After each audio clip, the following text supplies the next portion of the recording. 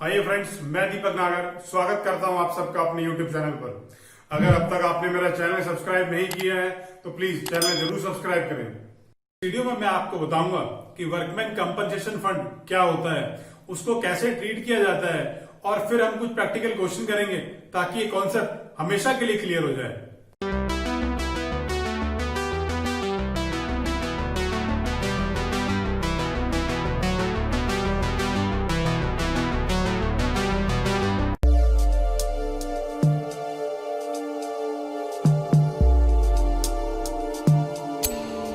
आइए फ्रेंड्स, एक इंपॉर्टेंट बात सुनते जाइए। ये जो वर्कमैन कंपनसेशन फंड का टॉपिक मैं आप डिस्कस करने वाला हूं, वो सिर्फ change in profit sharing ratio, admission, retirement और डेथ के लिए है। ये कॉन्सेप्ट डिसोल्यूशन में नहीं चलेगा। डिसोल्यूशन का वर्कमैन कंपनसेशन फंड का लेक्चर मैंने अलग से बनाया है, उसे वहां देखिएगा। दोनों कॉन्सेप्ट को मिक्स नहीं कीजिएगा। The part of profit kept aside to pay off or to compensate the employees is called as workman compensation fund या workman compensation reserve।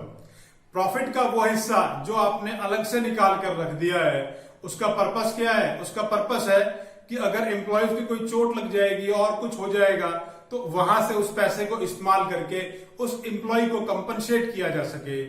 ये कहलाता है वर्कमैन कंपनसेशन फंड या वर्कमैन कंपनसेशन रिजर्व।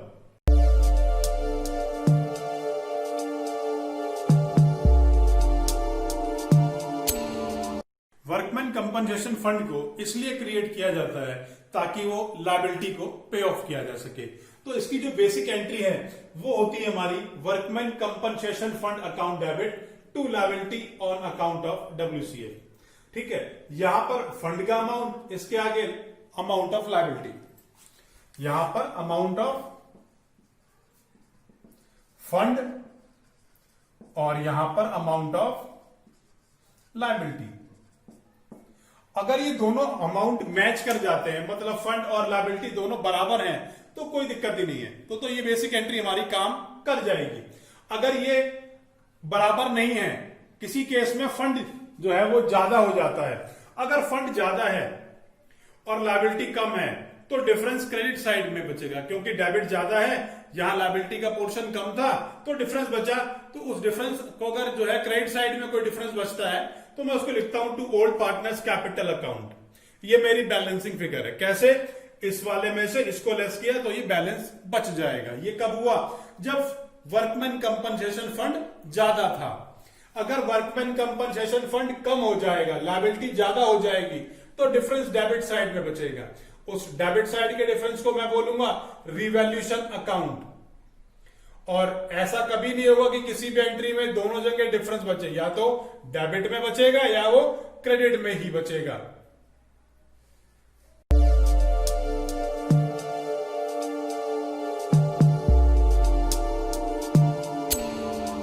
आइए case number first देखते हैं। Workman compensation fund का question में लिखा है ए और बी दो पार्टनर्स हैं और शेयर करते हैं इन द रेशियो 3:2। ये 3:2 इनकी प्रॉफिट शेयरिंग दे रखी है। बैलेंस शीट में हमें वर्कमैन कंपनसेशन फंड दे रखा है 10,000 और एडजस्टमेंट के नाम पर कोई लायबिलिटी नहीं है। ये हमें क्वेश्चन में दे रखा है। आइए देखते हैं क्वेश्चन कैसे सॉल्व होगा। सबसे पहले जो वर्कमैन कंपनसेशन फंड था उसके लिए कोई लायबिलिटी तो थी नहीं, तो सारा का सारा पैसा मैंने ए और बी जो दो पार्टनर्स हैं उनकी रेशियो 3:2 में बांट दिया। ये मैंने 3:2 में बांटा है। 10,000 को बांटा है, 6,000 और 4,000। अब ये आपने डिस्ट्रीब्यूशन की एंट्री कर दी, वर्कमैन कंपनसेशन फंड बट गया। अब आपको यह भी मालूम होना चाहिए कि इसके बाद ये फंड कहां कहां और जा सकता है। तो वर्कमैन कंपनसेशन फंड को मैंने पार्टनर्स कैपिटल में शो करना है। 6,000 हमने ए को दिए हैं और 4,000 हमने बी को दिए हैं। अब बात करते हैं बैलेंस शीट में। क्या ये बैलेंस शीट में आएगा? जी नहीं। वर्कमैन कंपनसेशन फंड के नाम से जितना भी पैसा था वो आपने सारा का सारा बांट दिया है, तो वर्कमैन कंपनसेशन फंड के नाम से ये पैसा बैलेंस शीट में नहीं आएगा।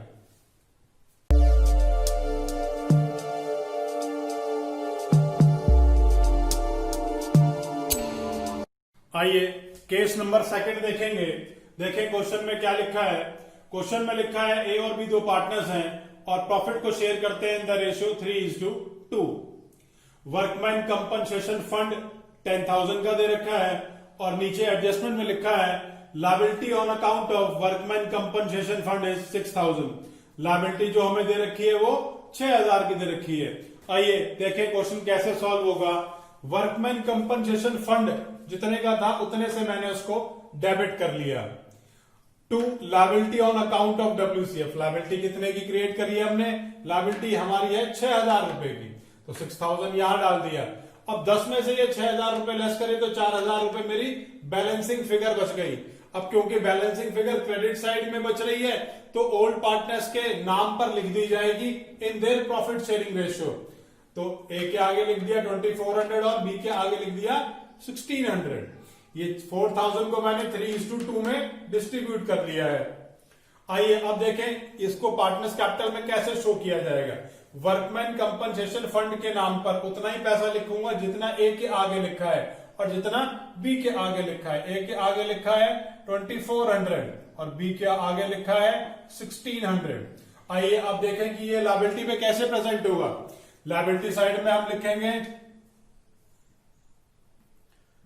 Liability on account of workman compensation fund और यहां अमाउंट डाल दूंगा 6,000। ये 6,000 रुपए का अमाउंट यहां बैलेंस शीट में शो कर दूंगा।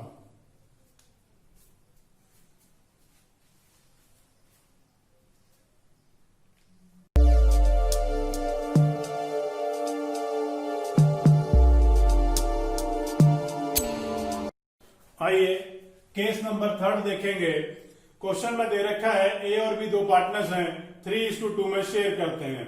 बैलेंस शीट में लिखा हुआ है वर्कमैन कंपनसेशन फंड 10,000 रुपीज के ऊपर और इस बारी जो लायबिलिटी का अमाउंट भी हमें वर्कमैन कंपनसेशन फंड के नाम का दे रखा है वो भी 10,000 है। मतलब जितने का फंड है उतनी ही लायबिलिटी है। आइए देखें क्वेश्चन कैसे करेंगे। जितने का फंड था वो मैंने डेबिट कर दिया, जितने की लायबिलिटी है वो मैंने क्रेडिट कर दी। अब देखेंगे कहीं कोई बैलेंसिंग बची नहीं रही है। जब कोई बच नहीं रही तो ना तो कहीं डेबिट में डालूंगा ना कहीं क्रेडिट में डालूंगा। अब देखें इसकी क्या इसकी पोस्टिंग पार्टनर्स कैपिटल में आएगी? नहीं, क्योंकि मैंने तो कहीं पार्टनर्स कैपिटल में कुछ डिस्ट्रीब्यूट ही नहीं करा, तो यहां मैंने कुछ भी शो नहीं करना। इसके बाद जो ये लायबिलिटी आपने क्रिएट करी है ये लायबिलिटी हमारी बैलेंस शीट में जाएगी। Liability on account of workman compensation fund 10,000 और फाइनली हमें सिर्फ ये यहीं पर ही प्रेजेंट करनी है, पार्टनर्स कैपिटल में ये नहीं आएगी।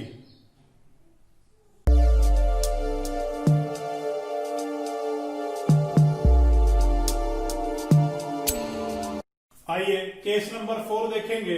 क्वेश्चन में दे रखा है ए और बी दो पार्टनर्स हैं, शेयर करते हैं द रेशियो 3:2। बैलेंस शीट के अंदर वर्कमैन कंपनसेशन फंड का अमाउंट दे रखा है 10,000 और एडजस्टमेंट में लिखा है liability on account of workman compensation fund is 15,000। इस बारी क्या हुआ? इस बारी ये हुआ जी कि लायबिलिटी का अमाउंट फंड के अमाउंट से ज्यादा है। आइए देखें क्वेश्चन कैसे होगा। क्योंकि लायबिलिटी 15,000 है और फंड 10,000 है, जब भी हम इनकी बात करेंगे तो सबसे पहले हमें एंट्री क्या डालनी है? Workman compensation fund account debit to liability. तो इस तरह से लिखा और यहां पर मैंने फंड के आगे 10,000, लायबिलिटी के आगे 15,000 डाल दिया। अब देखा डेबिट साइड में एक बैलेंसिंग आ रही है। डेबिट साइड में जो बैलेंसिंग आती है हम उसे कहते हैं भाई कि लायबिलिटी ज्यादा है तो हमें नुकसान हो गया। नुकसान कौन भरेगा? नुकसान भरेगा रिवैल्यूएशन अकाउंट। तो रिवैल्यूएशन अकाउंट में मैंने 5,000 का डेबिट कर दिया। अब जो रिवैल्यूएशन अकाउंट में 5,000 का डेबिट हुआ है इससे मुझे जो लॉस हो गया है, अब मैं इस लॉस के डिस्ट्रीब्यूशन के बारे में बात करूंगा। वो 5,000 का जो लॉस हुआ था वो मैंने पार्टनर्स कैपिटल में डिस्ट्रीब्यूट कर दिया है। यहां तक बात क्लियर हो गई। आइए अब इसका डिस्ट्रीब्यूशन की जर्नल एंट्री देख लेते हैं। ये जो आपने डिस्ट्रीब्यूशन किया है ये रिवैल्यूएशन के नाम का था ऑन अकाउंट ऑफ लॉस। 3,000 ए के अकाउंट में और 2,000 बी के अकाउंट में। ये तो पार्टनर्स कैपिटल में इसकी पोस्टिंग हो गई। अब बात करेंगे बैलेंस शीट की। यहां लिखेंगे liability on account of workman compensation fund 15,000, क्योंकि लायबिलिटी कितने की क्रिएट हो गई है, अब लायबिलिटी 15,000 रुपए की क्रिएट हो गई है।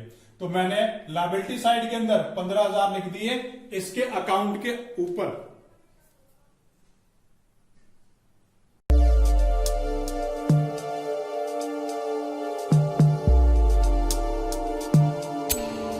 आइए केस नंबर 5 देखेंगे। क्वेश्चन में लिखा है ए और बी दो पार्टनर्स है, शेयर करते हैं in the ratio 3:2। Balance sheet के अंदर वर्कमैन कंपनसेशन फंड के नाम पर कोई बैलेंस नहीं दे रखा है। यहां मैंने ये लाइन लिख भी दी है, आपको बैलेंस शीट में वहां लिखी हुई नहीं मिलेगी, यहां सिर्फ इसलिए लिखी है ताकि आपको मालूम चले कोई फंड नहीं है। और नीचे लायबिलिटी दे रखी है, liability on account of workman compensation fund is 15,000। अब लायबिलिटी तो क्रिएट करनी है 15,000 की, फंड पहले से कुछ है नहीं, तो सारा बर्डन कौन झेलेगा, सारा का सारा लॉस, सारा का सारा बर्डन कौन झेलेगा, वो है रिवैल्यूएशन अकाउंट। रिवैल्यूएशन अकाउंट को हम लोग कहते हैं राजा का अकाउंट, क्योंकि जितना भी घाटा हुआ पूरे पार्टनरशिप के अंदर उसको रिवैल्यूएशन अकाउंट ही बियर करता है। तो हमने ये लायबिलिटी की जो का नुकसान जो हो रहा है वो हमने रिवैल्यूएशन अकाउंट से चार्ज कर दिया। अब जो ये नुकसान हमारा हो गया, हमने जो ये यहां चार्ज किया है, ये हमने इसका जो लॉस हुआ वो हमने पार्टनर्स कैपिटल्स को बांट दिया।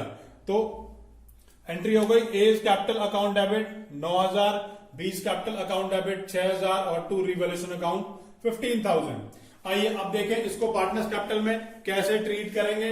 पार्टनर्स कैपिटल में जो लॉस था उसी की एंट्री आएगी, इसकी तो कोई एंट्री आनी नहीं है। तो लॉस को कैसे बांटेंगे, हम लिखेंगे टू रिवैल्यूएशन लॉस, 9,000 यहां पे, 6,000 यहां पे, इतना करके हमने लॉस का डिस्ट्रीब्यूशन कर दिया। अब जो लायबिलिटी क्रिएट करी थी वो भी तो बैलेंस शीट में आएगी। तो liability on account of workman compensation fund amount हो गया जी 15,000।